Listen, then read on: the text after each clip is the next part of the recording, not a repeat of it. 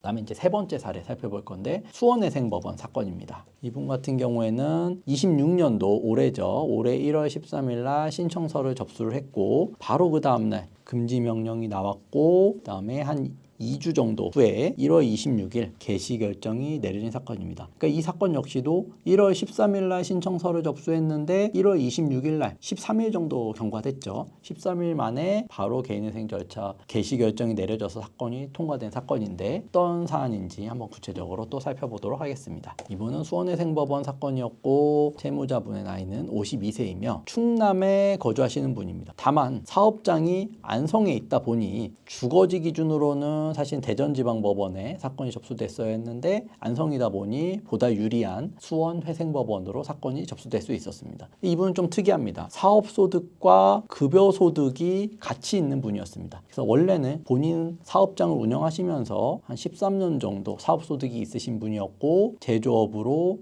급여소득이 한 5년 정도. 요것만으로 우리가 유추해 볼 수 있는 것은 원래는 사업하시는 분이었는데 사업이 어려워지다 보니 어딘가에 추가로 취업을 하셔서 급여소득도 병행하게 되셨다라는 사정을 조금 유추해 볼 수 있겠죠. 그래서 이번 월소득이 사업소득과 급여소득을 계속 병행하고 계신 분이었기 때문에 월소득은 400만 원, 410만 원 정도 되었고 총 채무액은 굉장히 좀 많은 편이었습니다. 한 1억 7천만 원 정도 채무가 되셨고 채권자 수는 구상권자를 제외하더라도 16군데로 상당히 많은 편이었습니다. 그러니까 결국엔 사업하시는 분들의 기본적인 특성이 채무액이 다액일 수밖에 없고 채권자 수도 여기저기서 이제 돌려막기를 좀 많이 하시고 사업을 유지하려다 보면 대출이 많아질 수밖에 없으니 채권자 수도 많을 수밖에 없겠죠. 다만 이제 최근 채무 비중은 좀 낮은 편이었는데 최근 1년 동안 한 3천만 원 정도 되는 금액으로 전체 채무 중 한 17% 정도 비중을 차지하고 있었다라고 볼 수 있고 그래서 이분 같은 경우 개인회생 진행 경위 어떻게 되는지 살펴보면 사업장 매출이 급감하면서 경영난에 직면했다. 이 과정에서 극심한 스트레스와 공황장애를 겪기도 하셨다라고 볼 수 있고 경영난을 타개하기 위해서 추가로 편의점을 또 개업을 하셨어요. 그런데 편의점이 코로나19 확산으로 인해서 오히려 매출 부진을 겪으면서 폐업했고 이때부터 이미 7천만 원 상당의 채무가 본격적으로 발생하셨다라고 합니다. 그러면 여기에서 이제 선택하시는 게 많은 채무자분들께서 추가로 또 대출을 받으시거나 아니면 사업을 접으시거나 아니면 이걸 타개하기 위해서 사업 이외에 다른 방법으로 좀 어떻게 해결해 볼 수 없을까 라면서 주식 코인이나 이런 또 무리한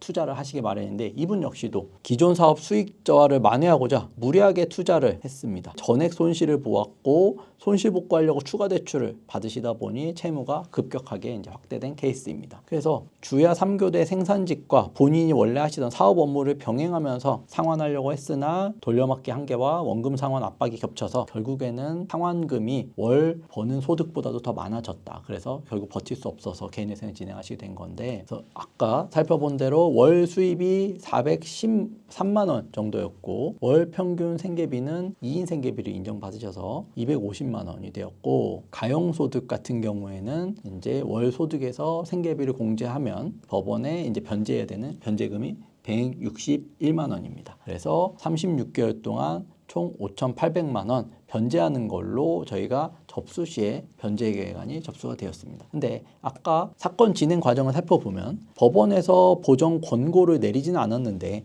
저희가 이렇게 보정서를 제출한 거를 확인하실 수 있는데 요거는 변제 계획안을 일부 수정했기 때문에 제가 접수 시와 그 다음에 수정 후로 나눠서 이렇게 기재를 해놨습니다. 뭐 어떤 차이가 있느냐. 처음에는 사건 자체가 회생위험 보수에 대한 부분을 영원으로 기재하고 들어갔는데 이 사건은 외부회생위원이 배당된 사건이다 보니 처음과 비교했을 때 외부회생위원에 대한 월 보수 8,000원 정도가 추가로 기재되어야 됐기 때문에 이 부분을 수정하기 위해서 저희가 변제 계획안을 다시 제출한 것입니다. 그러면 이 월 회생위원 보수로 인해서 변제금이나 변제율이 달라졌느냐라고 했을 때는 사실은 차이는 없습니다. 결국에는 회생위원 보수는 회생위원에게 지급되는 거고 나머지 부분들이 채권자에게 지급되는 거지만 사실 월 평균 생계비를 제외한 나머지 금액들은 회생위험과 채권자들에게 분배되는 거기 때문에 채무자 입장에서는 월 지출되는 금액 자체에는 차이가 없겠죠. 그래서 총 가용소득은 5,700만 원이 되고 변제율 자체는 채권자에게 분배되는 금액을 기준으로 하기 때문에 처음 접수 시에는 34%가 변제율이 됐지만 회생위험 보수를 반영하다 보니 변제율은 오히려 32.96%로 한 1% 남짓하게 더 낮아졌다 라고 볼 수 있겠습니다. 처음에 두 사례를 살펴봤을 때는 거의 변제율이 90%, 100%에 육박하는 사건들이었는데 이 사건 같은 경우에는 원금 기준 변제율이 한 32% 정도로 상당히 좀 낮은 편이고 또 급여소득뿐만 아니라 사업소득도 같이 있는 특이한 케이스였음에도 불구하고 이렇게 살펴본 것처럼 1월 13일 날 신청서를 접수했는데 약 2주 만에 법원의 별다른 보정 없이 개시 결정이 내려진 사례다. 이렇게 이제 확인할 수 있게 되었습니다.